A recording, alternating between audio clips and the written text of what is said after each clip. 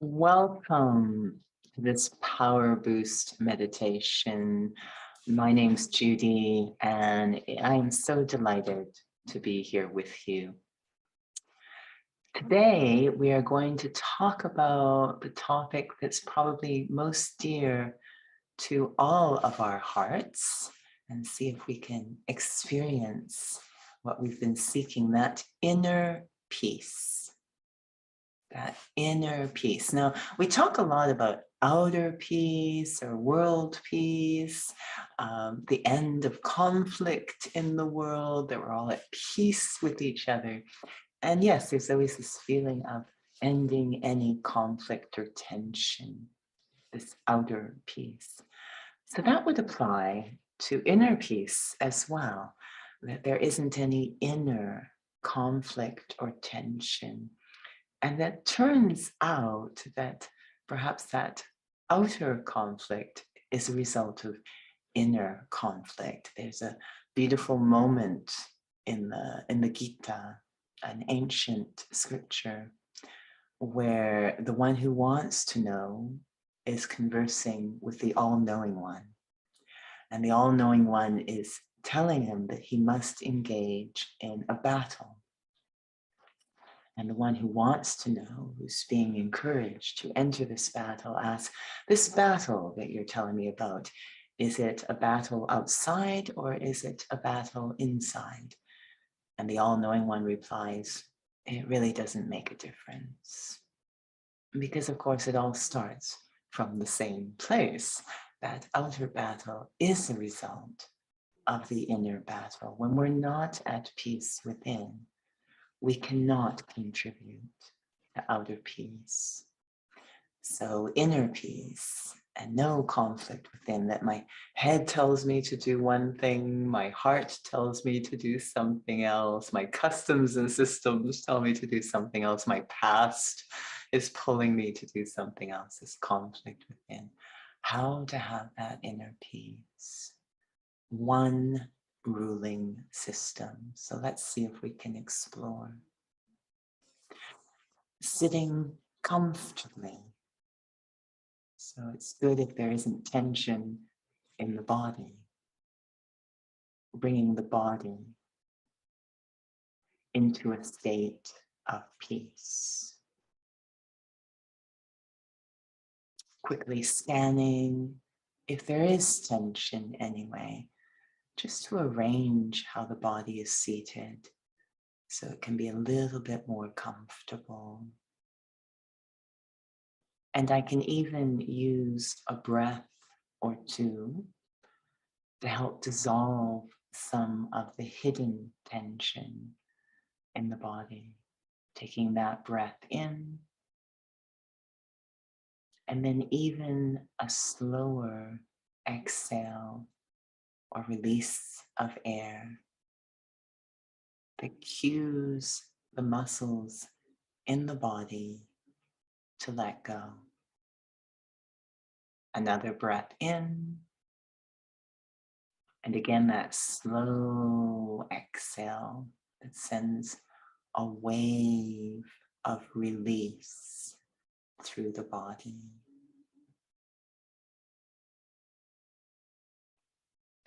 And then letting the breath continue naturally, automatically, on its own, as it will. I shift my focus from the breath of the body to the activity of my inner world. Taking my attention, my awareness to that vast space behind the forehead, not a physical space, a state of activity behind the forehead, my inner world. That experience of a space where thoughts and feelings and attitudes and perceptions, memories and decisions, all of that powerful activity happening in my inner world. Sometimes we call it our inner kingdom, where ideally there is a single sovereign, the self. I am a master of my inner kingdom and would appreciate, would prefer there be peace throughout my inner kingdom. But very often, it appears that my inner kingdom has become a battlefield. And I may believe that I am battling with some enemy outside, that I experience conflict or tension inside because of some person or situation outside. There might be the thought, oh, if only they didn't do that particular action, or if only that particular thing hadn't happened, I would be at peace.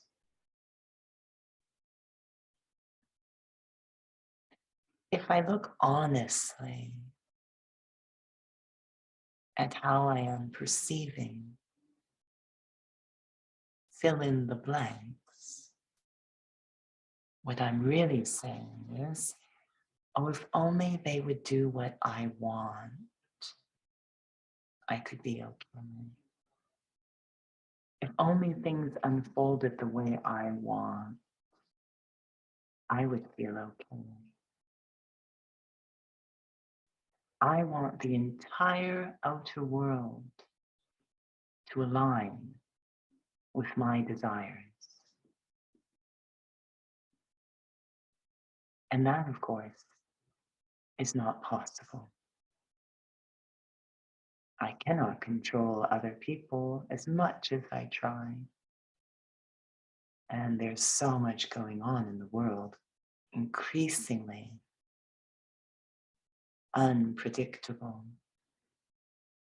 I cannot control that either. But why do I have these desires? It suggests there's discontentment in my inner kingdom. The one thing I want to rule my inner world is contentment. Deep sense of well-being, fullness, everything I need, I am receiving within my inner kingdom. So I don't need to look for it, or beg for it, or manipulate for it, or force it outside. Experiencing that contentment, sometimes we say bliss within, is coming to be at peace with myself. And then I am so easy and light with the outer world, whatever is happening. So I focus inwards on this inner battlefield. And my weapon is understanding the key to contentment. That is connecting to a constant, consistent, unconditional source of well-being. The secret is in the phrase, well-being. I need to return to the state of being and the experience of wellness in that state. So I start to withdraw more and more, letting the labels and the layers fade into the distance, the roles, responsibilities, even relationships, as I withdraw deeper and deeper inside, becoming more and more free until I arrive at a single point, the epicenter of my inner kingdom, a very essential and eternal experience of myself, independent of anything external, anything temporal. I am the life inside this body. I am the being that comes into doing through this body. I am a soul, a traveler through time. Nothing temporal can ever really belong to me. It will come and go. But as a soul, I have so many treasures within myself, so much beauty, so much capacity. I dive inwards within the self, letting go of everything else, full attention on experiencing the subtle beauty, the true nature of myself. And in that letting go, my inner peace is unlocked. It's like coming into the eye of a storm. I connect with my innate nature of deep serenity. How calm I am at the core, and what grace there is in that serenity. What depth and maturity there is in that serenity.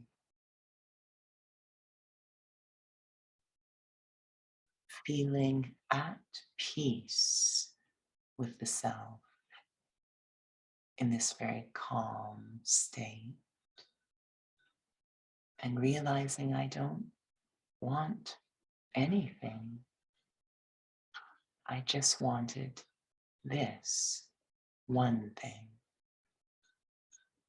to connect with my own true nature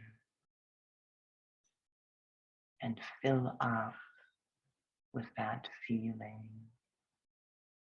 Let it fill the space of my mind, that deep peace. And let it fill the chambers of my heart, that deep calm. Absorbing inner peace. And seeing, in this state, how will I move to that outer world? Less at war, more at peace. Om Shanti.